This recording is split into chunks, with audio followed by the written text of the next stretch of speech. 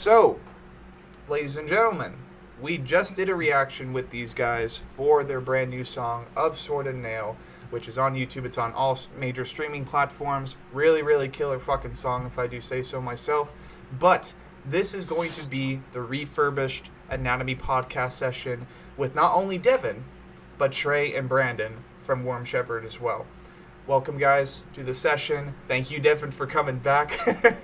I know we covered. Thank you for having me back. Yeah, hell yeah, man. I know we had a lot of stuff that we covered last time, utilizing the whole formula. We talked about a lot of stuff before session 2, so I'll make sure that it's as little is like the least bit stale as possible with kind of reproaching those questions. And obviously with this session, we'll also be learning the story musically behind Brandon and Tre, how they got involved with Worm Shepherd, all that fun stuff.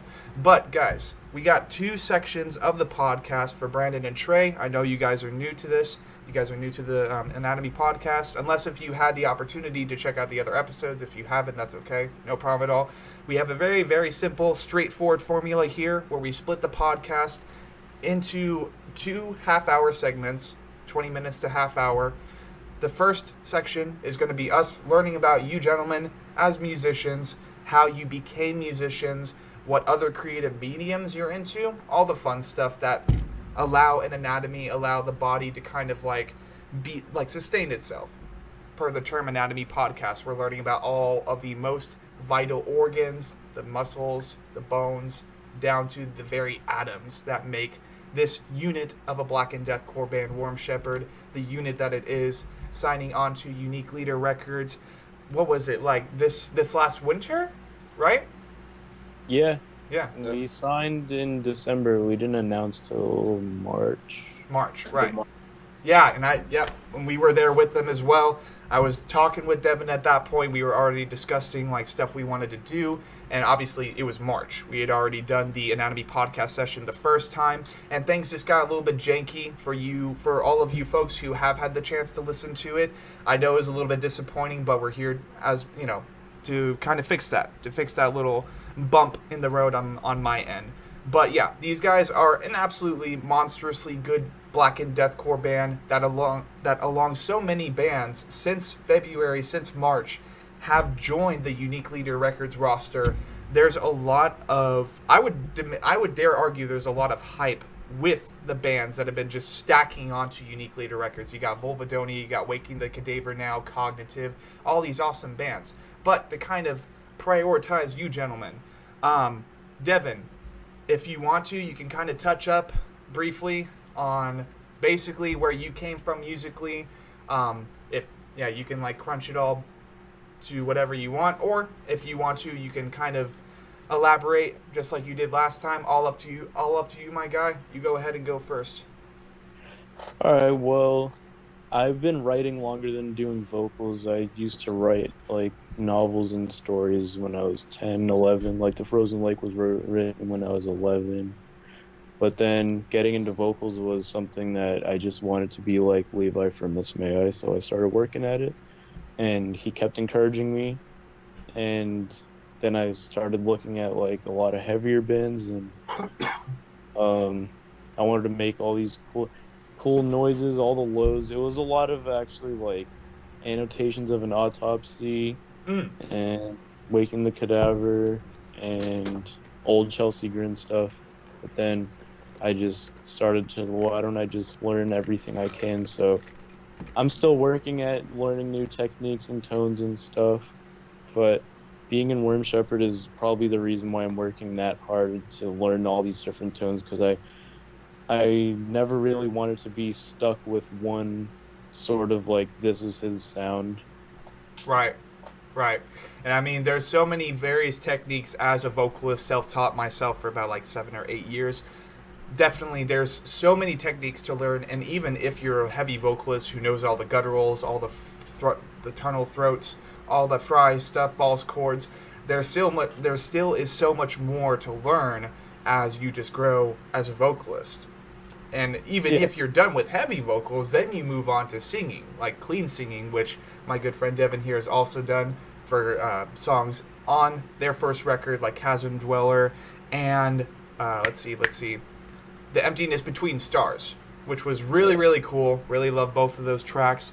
And yeah, as I mentioned, we already did a session before, and with Devin, he came from bands such as Breaking Benjamin, 3 Days Grace.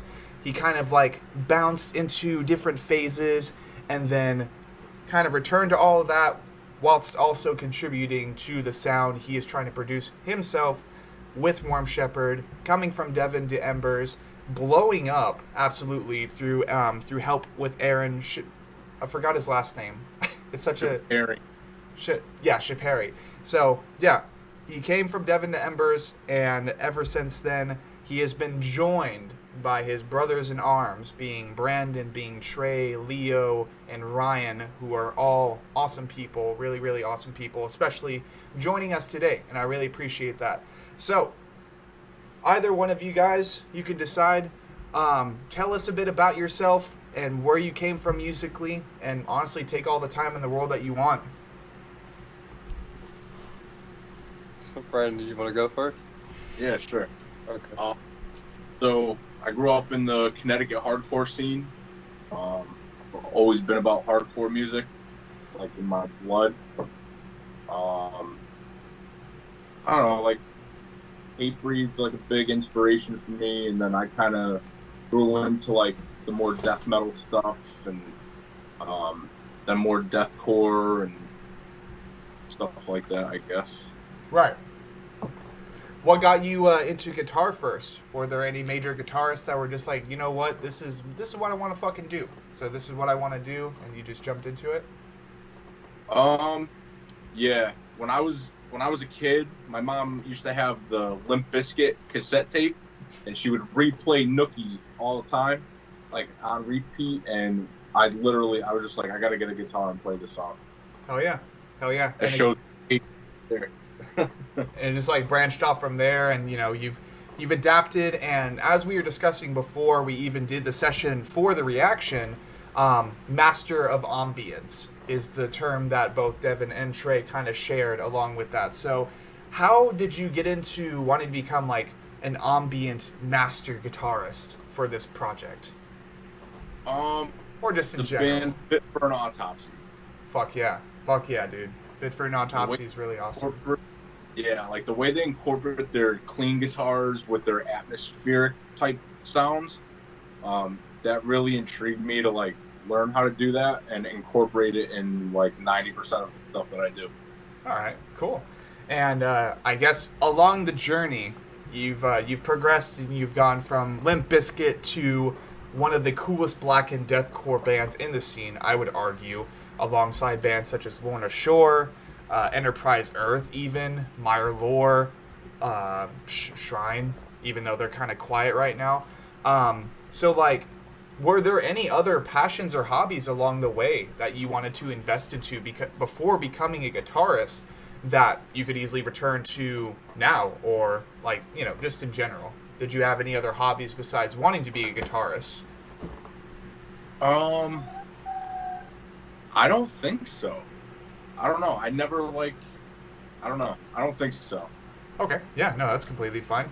And there you go, a dedicated, like, he knew what he wanted to do. He dived headfirst into that, and here we are. He is one of the guitarists for Warm Shepherd. Like, fuck yeah, that must be a really cool thing for you to do.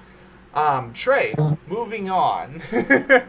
my good friend Tre, tell us a bit about yourself, where you came from musically, maybe top 5 records of all time, just all of the stuff you could ever imagine musically that has brought you to where you are currently with Warm Shepherd. Okay. Yeah, so I'm originally from Virginia, and growing up, my dad, when he would pick me up for like his weekends and stuff, we would constantly be listening to Iron Maiden. So Iron Maiden is not only my dad's, but my favorite band of all time, and we share that. So I grew up around all those, like, you know, Rat, Maiden, Metallica, Dio, Black Sabbath, all that kind of stuff I grew up with my dad. So I naturally evolved into loving heavy metal, and then I got into playing, you know, Guitar Hero. I got really good at that, and then my dad's like, it'd be cool if you could do this like on real guitar. And I was like 13 at the time, and I was like, that would be cool. So my uncle gave me this, I'm left-handed. So my uncle gave me this Fender Strat Squire that he had, and I'm self-taught, so I had to learn. I was learning upside down, and then I finally got the strings changed. So I started learning Metallica songs, like Fade to Black was the first Metallica song I learned. Right. And it was like 2 or 3 months into playing guitar when I was 14, and my dad's like, oh, that's crazy, man, So, like, seeing that, I was like, dude, this could be, like, super cool. And then what really did it was when me and my dad went to go see Maiden live, and that made me realize, like, seeing them pop up on stage, being front row, Right. made me realize, like, that's what I want to do. I have to do this. And then as I progressed as a guitar player, I got into more heavier stuff. I think the first deathcore band I actually got into was Dire as Murder. Right. The Hate album, which is amazing. I love that album so much. Hate's really good. But yeah. So I got into them, and then I progressed into like Infinite Annihilator and more extreme stuff like that. But I've always been more of a melodic guitar player, I think. Like when I write solos, and a lot of the songs, like for example, Chasm Dweller is exactly how I naturally write. Like that song is a definition of me just sitting down writing that song. It wasn't hard for me to do that because that's just the type of player I am. So it's right. I'm more melodic like that in a sense, I guess. Yeah. And tell us, like, by all means, we did discuss it earlier, but just kind of touching up on Chasm Dweller and your entrance into the band, because among other things, that is what we are here to learn. How did you get into Worm Shepherd? Well, long story short, me and Devin were in a band called Ascensions of Azrael with Xavius as well. That's actually on our new album as well. Mm-hmm. So we know when I started that project with Xavius years ago, I actually came across Devin on YouTube from the Frozen Lake and was like, this shit is nasty. So he's like, yeah, that's my homeboy. I was like, well, see if he's interested in being a second vocalist for this project, and we just have this stupidly heavy deathcore band. And then that's when we released For Bitter, which is the only single we have as a band. And and then Devin got Worm Shepherd started after the Embers, and asked me to play guitar, and eventually I ended up moving into it. And then while I was actually, I don't know if Devin kept me technically a secret from the other dudes per se, but having 3 guitar players is already like, why? But I guess so. He was like, hey, you need to write like a tryout song to kind of like basically convince these dudes you're good or prove you can write in that style, which was In the Wake of Soul at the time. So I wrote the intro to Chasm Dweller all the way up to where it kicks in with the drum beat. Mm-hmm. Sent it to Devin, was like, hey, is this on the right track? And then like 30-40 minutes later he calls me, he's like, you're in. I was like, oh, okay, sick. And then the next thing you know, I'm added in all the group chats and stuff. I'm like, oh, okay, what's up, guys? I remember the first time I talked to you. Your Facebook account got hacked, and I got like this weird thing on your Facebook. I did, dude. I was at work one day, man, and like not even like a day after I joined the band, I'm at work working, and I get all these messages of people going, dude, I think you got hacked. And I got hacked and was sending the link that I got hacked with to all these people. And I'm like, so I had to go through all this list and be like, do not click it, you will get hacked. And it was so, and that Brandon's like, dude, what the hell? Like, I'm like, it wasn't me, dude, I'm sorry. And we didn't know each other at that point. Right. No, not at all. I didn't know anybody but Devin. I had to literally learn everybody in the band, and like, it was scary. I mean, because I'm this new dude coming into an already formed project and being like, why do we need this dude again? And then I think over time, we all clicked very naturally together. And as guitar players, we all just, me, Ryan, and Brandon, really just connect well with each other. and all of our different styles mesh together to what, like I was saying before, our sound that we're really truly going for, Right. and we're evolving into, which definitely I think we perfectly achieved on this next album, is a perfect example of how well we mesh together. All of us, not even just us as guitar players, just all of us as a band. I think we're like an absolute tank of a unit, to be honest with you. Yeah, no, it's super cool. So I am a little bit curious because there was something else you mentioned before the session that I think would be pretty cool for people to know. Just as you having history as a musician, being in other projects before. So you were in other bands before you were in Warm Shepherd. Can you tell us a little bit about that? Whatever you're willing to share and whatever you're not, completely fine. No, yeah. So I was one of the guitar players in Shrine of Malice in the beginning stages of them. So I joined, when they were releasing Malignance. That's when my era was in there, and then they released Beelzebub. So that's when I was in that band, and then that was really like my first actual, like, I would consider band, that put out music, Yeah. and was like in growth and stuff. And then after that, I moved. I was living in California at the time, which is where they're based out of now. Right. And I ended up moving here where I live now, and that's when I left the band, and then they started doing well, which is great. And funny enough, actually, so I live in Alabama. The tour that they did with Signs, like in October 2019, they came through my, I guess, hometown here in Madison, and they played with Signs.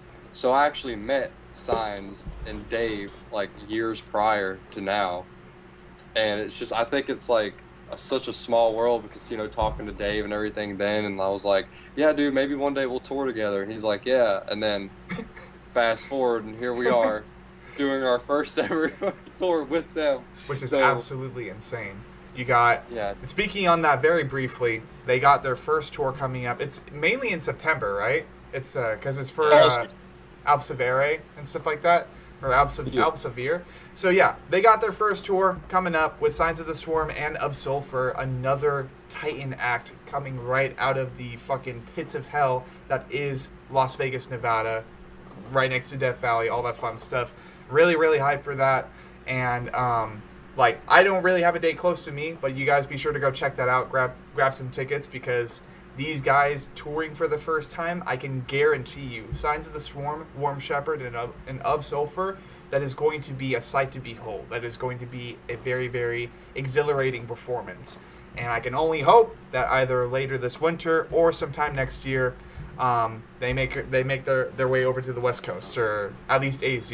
I don't know the details of that, and yeah, I'm not worried about trying to pry that out of you guys, because I know you can't share that shit. But basically, yeah, that's really cool. Tre used to be in Shrine, was in Shrine for a little bit, and I think there would be a question to establish after that then, being like, how was the not trying to throw shade, I guess, being as professional as possible, how is the migration from like a project like early Shrine of Malice to Warm Shepherd for you as a musician?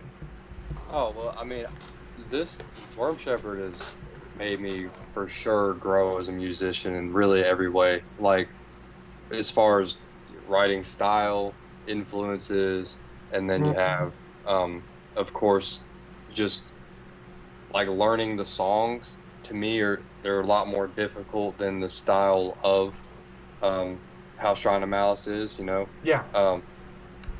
And so just transitioning from Shrine of Malice, to Warm Shepherd was just, it's like almost like a night and day band. I mean, it is really, so Yeah. like with Warm Shepherd, we're really trying to like create an altogether just experience. Like, no matter if you're listening to our music or when you see us play live, it will be an experience, and almost like a theatrical experience. Like, that's one thing Devin told me when we were writing into album 2 was make it sound like you're going through a movie soundtrack, like heavily embodied by orchestral elements, emotional aspects. Right. And I'm like, dude, you're speaking my language. That's what I know how to do. Right. So, it was a definite change because, like I said, you know, when we were in Ascensions, that's just a straight, just the most ignorant sounding deathcore you can have. And then this is not that. It's way more like I have to sit down and, I have to sit down and really, like, when I'm writing a song, I have to go, okay, I want it to sound like this and build, and a lot of thought goes into it, not just chug chug chug, another breakdown, chug. Yeah. You know, it's a lot more emotional altogether is the best word I can use for it. Right. And just atmospheric and big, and that's me as a player, and I've always wanted a band that is, for one, as serious as I am with wanting to make music my life. And I finally found that in everybody. Everybody in the band wants the same thing out of it, and that's just meeting people for the love of music and playing it, not in it for the money or fame or anything. We're not in it for any of that stuff. We want to just have the experience of meeting everybody that digs us so much and talk to us about it. You know, that's what it's all about for us. And so yeah, dude, it's crazy, man, to me. Yeah. Still, all this, man, like, you know, I'm super humbled to be in this band is all really I can put into it, is that I'm just super, super humbled to be a part of this band. And I know we're going to go a lot of places, man. It's only the beginning. It's just going to keep going uphill. Oh, yeah. Oh, yeah. And especially with all you guys' passion and charm and how humble you guys are constantly with the people of your scene, of your community, including myself, which much appreciated. This is what I live for. This is really what I live for. The Anatomy podcast is a way for me to branch out and kind of reach out to all these people that I know in the scene, and it's an honor. It's a true honor to have you guys on board. It was a true honor to freaking start the Anatomy podcast with good old Devin here, freaking just spitballing ideas, thinking a podcast would be better to do than like stressful ass Warzone matches with musicians while we're trying to fucking crank. That was the original idea, not even kidding. And I'm like, you know what, that's probably incredibly stressful to try and ask these questions while you're trying to get a dub. Like, fuck no, man. I'm so glad we did this. So pissed off at Warzone, it would not be good for me. Exactly. And at first I was trying to ask people like Johnny from Carcosa, and he's like, dude, for one, I don't really play Warzone anymore. And, you know, like, guy's really, really busy. So, I mean, there wasn't really much reply after that. Yeah. They're so heavy.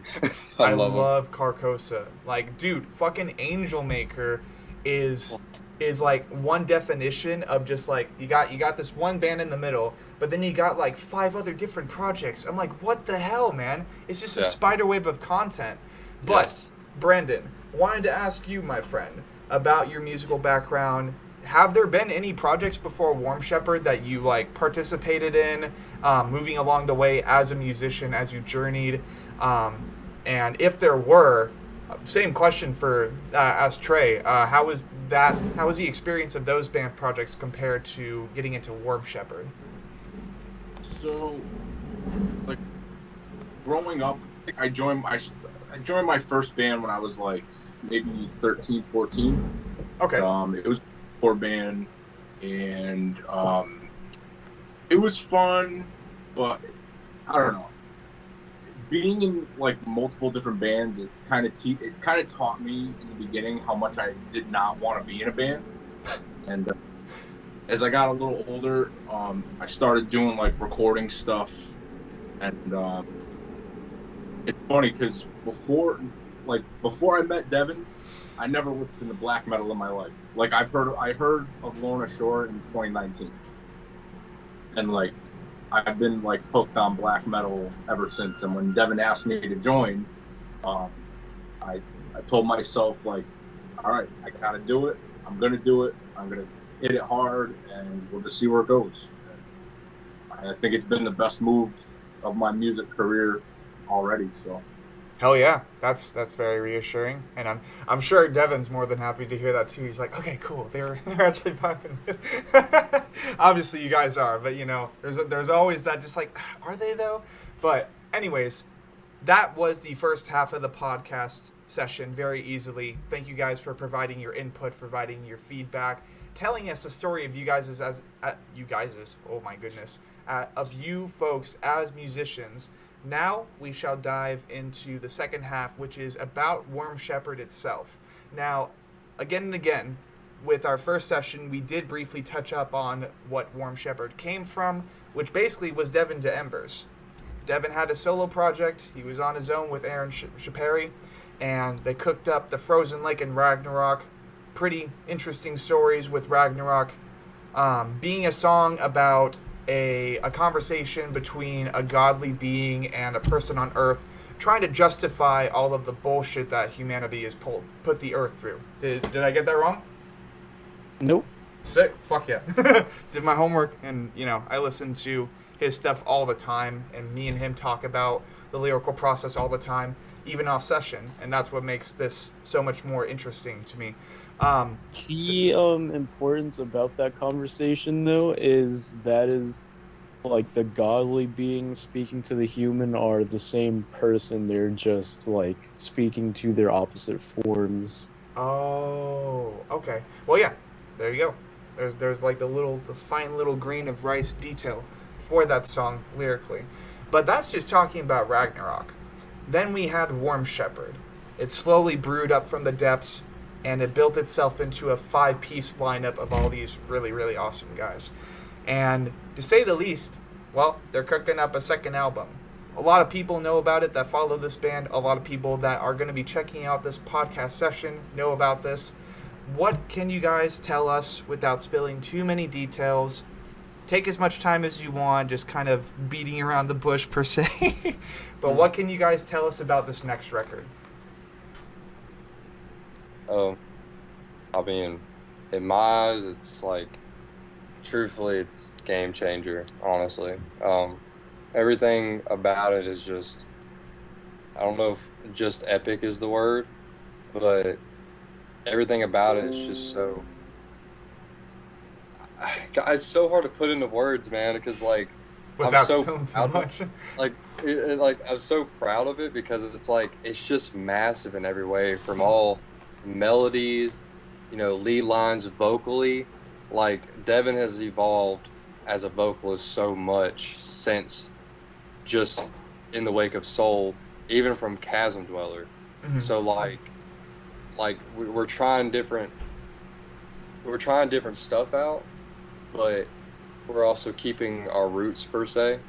So for people that are fans of In the Wake of Soul, it is a step, I should say, mountains above. I was about to say mountains too. Yeah, mountains above In the Wake of Soul. So, it's not, it's heavy, it's melodic, it's scary, haunting. I mean, everything you could think of is in this record. Right. And I really couldn't be happier with how, plus, every song has its own dynamic to it, and very specific dynamic. It's not like, that song sounds like this song. That kind of sounds like it leads into this song.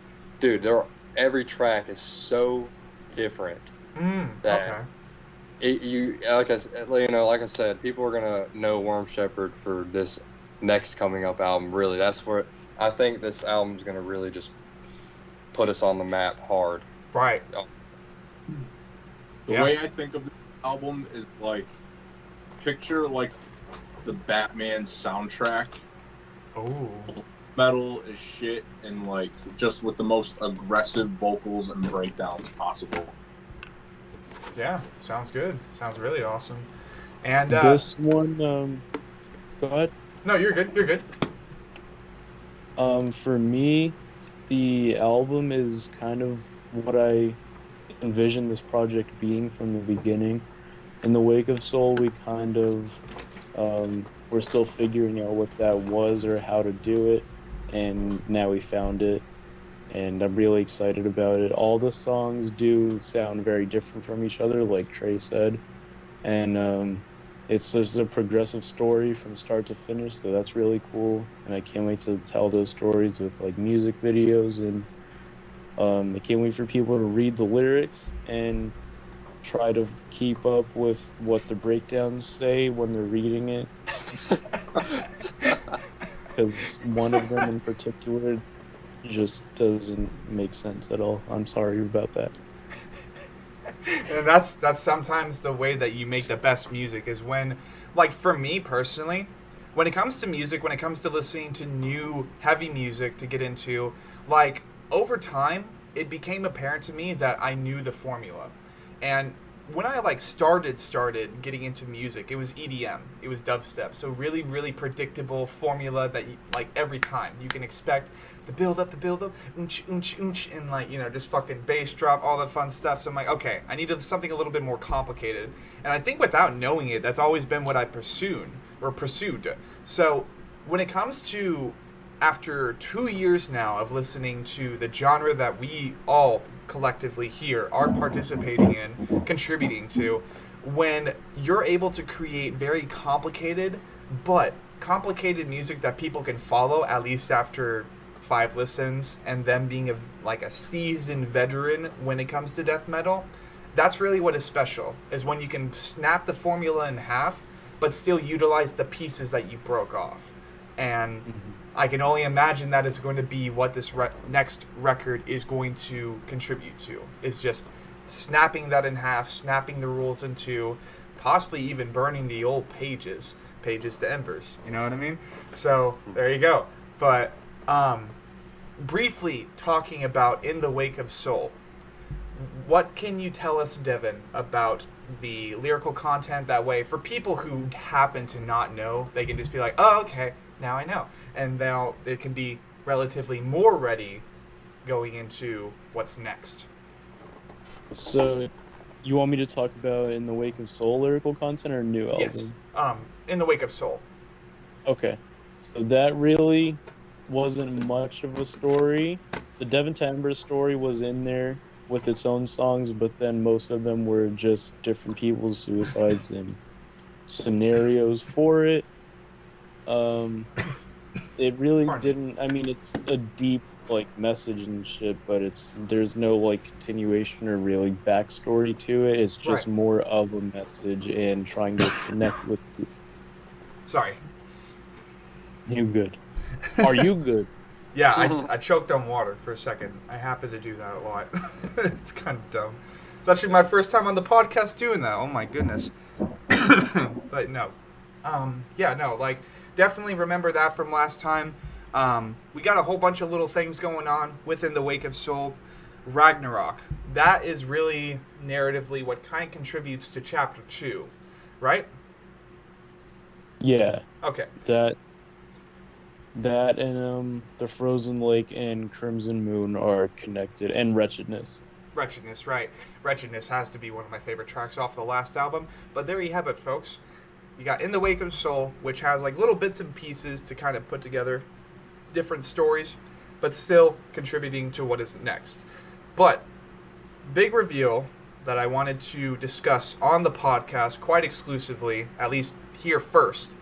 I am going to be helping these guys start a new community. We are going to be getting Druid House cooked up as soon as possible, opened up as soon as possible for all of you guys' interactive pleasure. And right off the bat, if you guys want to establish what you guys want for Druid House, what you want to expect from it, that type of thing, let's go ahead and get the rules set in stone right now. That way I don't do anything, I guess, out of pocket and just whoa, okay.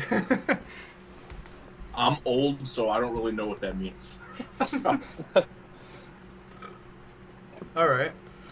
Well, basically, I'm starting their cult, Druid House, in which it's going to be a Facebook community, and me and Devin briefly concreted that with Druid House, it's more or less going to be a community for all of you guys to interact on.